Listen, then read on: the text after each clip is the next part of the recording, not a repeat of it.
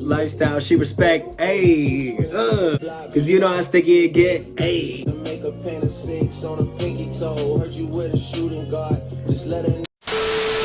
The day is Thursday, June 16th. I'm minding my own business. I'm on Twitter, I'm on Instagram, and then next thing you know, the man himself, Champagne Poppy, announces that he's dropping a new surprise album. What? Nobody saw that shit coming. He said that the title of the project was gonna be called Honestly Nevermind. Everybody and their mama were throwing in opinions and speculations of what this album was going to sound like. Some people felt like CLB wasn't that good of an album, and they were hoping that this project would be something that would make them feel more fulfilled as a fan. Some people were thinking that this was just going to be top-notch, the best album of the year. Fast forward to the night of when it actually released. I tried to go stream it on Spotify, but the boy Drizzy done crashed the fucking app. Once I got it to stream, I played the first track. I'm so ready for it.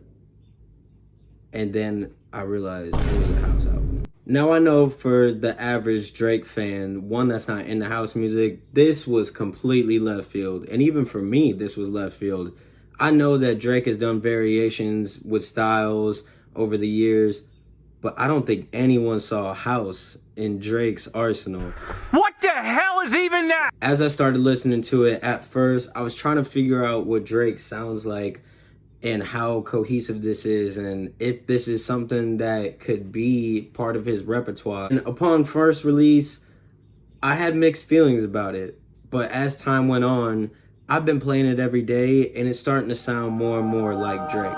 Now, me personally, I like house music. I've been listening to house music for over a year now. I have a whole playlist on Spotify that is filled with house music. Me being an artist, I like the high BPM. I like some of the melodies that the people that are singing on it. It does get a tad bit repetitive, especially with certain chords and certain melodies. But when there's one that's really good and it's kind of like a loop, but it's a really good melody, yo, that shit is infectious. It's hard not to, you know what I'm saying? But when I have discussions about this album with other people, the people that really don't like it are the ones that don't listen to house.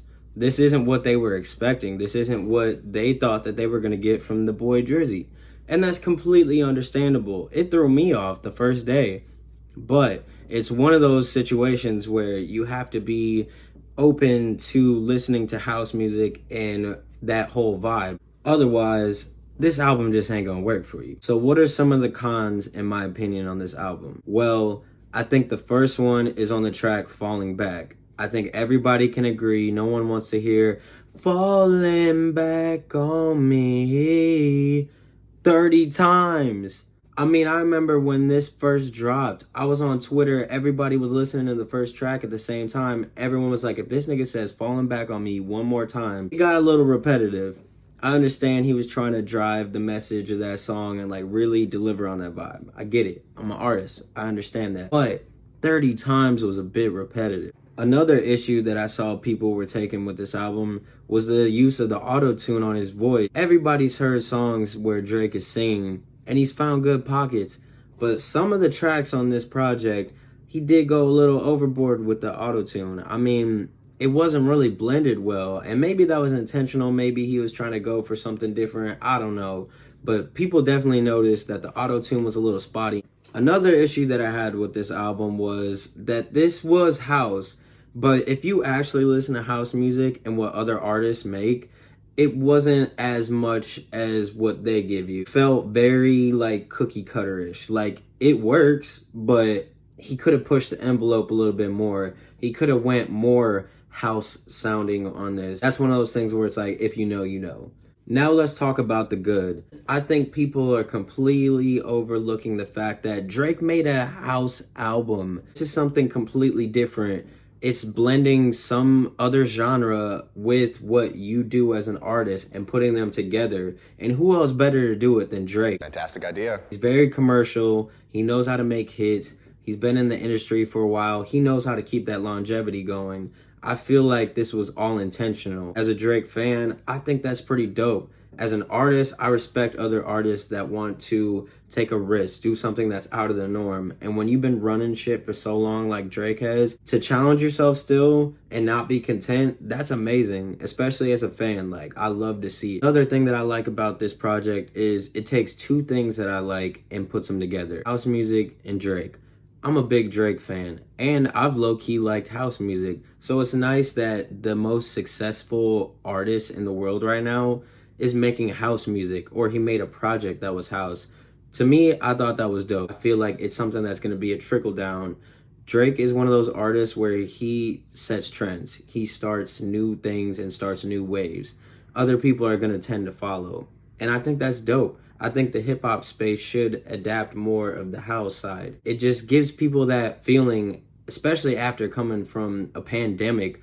It gives them something to, want to move around to, something that like gets everybody in the good spirit. And that's what Drake was aiming for on this project. That's what Beyonce said she was aiming for on her new single Break My Soul. If you listen to that, that is house music to a T. So it's nice to see that this might be a new wave. This is something that is starting to capture people and something that artists are starting to gravitate towards. If you had to ask me, my favorite tracks are Massive, Sticky. I do like Falling Back, even though he says that shit 30 times, but it's still a catchy one. And then last but not least, Jimmy Crooks. Everybody was going crazy over that one. Very odd that he put a rap song at the end of the project, but I feel like maybe that was a little bit of fan service because it's something new. So like, give people rap so that way it wasn't a complete dud to some people. But those were some of my favorite tracks. To wrap things up, what is my grade out of 10 for this project? I'm gonna give Honestly Nevermind 7 out of 10. I thought that it was very cohesive, different in the beginning, and something for me to get used to.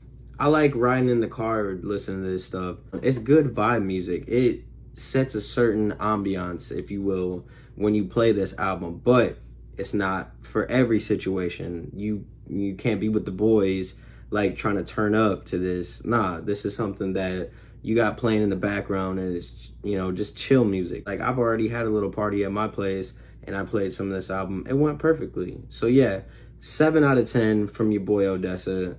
Honestly Nevermind gets a 70 in my book. And there you have it, folks. That's my review of Honestly Nevermind. I'm going to be doing more videos like this, reviewing other projects. So if you like what you saw, go ahead and drop a like. Go ahead and subscribe to your boy and tune in for more. We're going to be doing more videos, reviewing albums, reviewing singles, all of that good stuff.